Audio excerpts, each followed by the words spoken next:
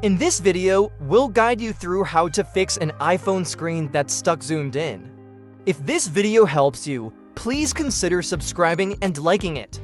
Having your iPhone screen zoomed in can be annoying, making it hard to use your phone. Let's fix that. To zoom out, use 3 fingers and double tap on the screen, like this. This should zoom the screen back out. If that doesn't work, don't worry, I'll show you some other steps in just a moment.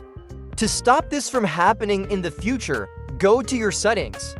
Scroll down and tap accessibility, then find and tap zoom. You can turn the zoom setting off here, so it won't zoom in when you double tap with 3 fingers anymore. If you still can't get it to zoom out with 3 fingers, try performing a forced restart. To do that, press the increase volume button, then the decrease volume button, and hold down the side power button. Keep holding it down until the screen goes black, then release the buttons. When the phone restarts, it should zoom out. I hope this helps. If it did, don't forget to like and subscribe. Thanks for watching.